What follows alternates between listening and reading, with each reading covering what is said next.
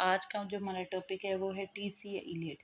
T S Eliot کا full نیم ہے Thomas ten elite, اور ان کی بہت فیمس جو ورک ہے وہ تھا، انہوں نے ہمیں جو آئیڈیا دیا وہ ان پرسنل پوئٹری کا دیا تھا۔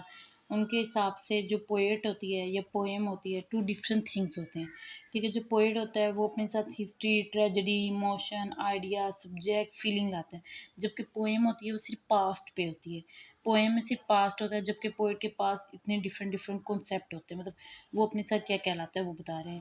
اور جو پوئٹ ہوتا ہے، پوئٹ کو جو پوئم لکھنی چاہیے نا، وہ بالکل اپوزٹ ہو کر اپنے سے، مطلب اپنے خیال، ایموشن، اپنی ہسٹری، ٹریجڈی سے بالکل اپوزٹ لکھنی چاہیے۔ پوئٹ کو پرسنل کے بغیر ہی پوئم لکھنی چاہیے۔ ٹی سی ایلیٹ سے that the perfect poetry is in personal poem. He said that the feeling, emotion, idea, vision that is coming from the poem should be different from the feeling of the poet. وہ کہہ رہے ہیں کہ جو poem ہونی چاہیے، جو work ہم لکھ رہے ہیں، مطلب کوئی بھی کسی بھی پوئم پہ لکھنے بیٹھتا ہے، کوئی پوئم اچھی سی پاسٹ کے لحاظ سے، وہ اپنے خیالات، ایموشن، کیونکہ کوئی بھی لوگ آپ کی دکھ کہانیاں سننے میں انٹرسٹ نہیں رکھتے، ہمیشہ وہ ایک نیو ویژن دکھانا چاہیے۔ ہاں، ایک اچھا پوئٹ ہی وہی ہوتا ہے جو ہمیشہ اپنے ان پرسنل پوئٹری لکھے، پرسنل پوئٹری نہ لکھے، کیونکہ پرسنل میں تو ہر کسی کو رنج و غم ہوتا ہے، اور پھر وہ کوئی ایک نئی ویژن نہیں لا پاتا، جبکہ ان پرسنل پوئٹری میں انسان اپنی ایک نیو ویژن لے آتا ہے، لوگوں کو ایک نیا نظریہ دے جاتا ہے۔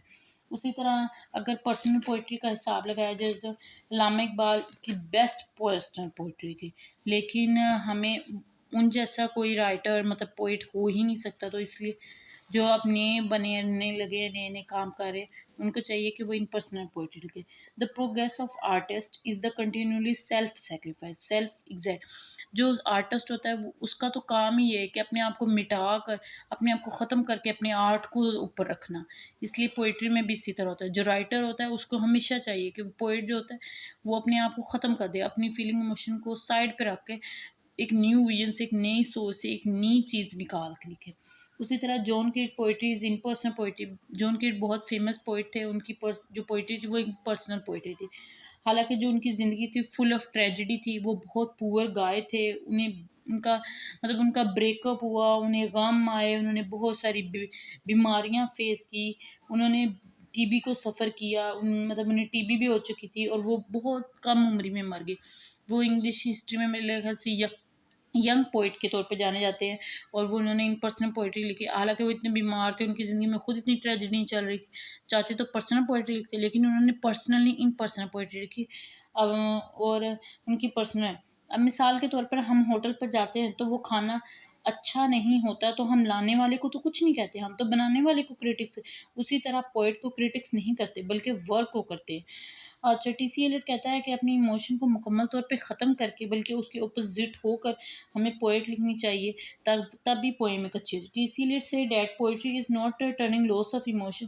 پوئٹ کا یہ نہیں پوئم کہ آپ کو اپنے ایموشن ختم کر دے، بس یہ ہوتا ہے کہ اس میں آپ کو اپنے اپوزٹ، اپنے دوسروں کے خیالات، سب کے خیالات، اور ایک نئی چیز لا کر پیش کرنی ہوتی ہے۔ Personal poetry can not be sustain, کہ جو پرسنل پوئٹری ہوتی ہے وہ ہمیشہ قائم نہیں رہتی، ان پرسنل پوئٹری زیادہ رہتی ہے۔ Personal poet are not long lasting, but Allama Iqbal is the long lasting poet, ٹھیک ہے۔ اس کے علاوہ جب ہم پوئم لکھ لیتے ہیں، ہم رینڈم پوئم نہیں لکھ سکتے کہ آئیے بس دھڑا دھڑ لکھ دی۔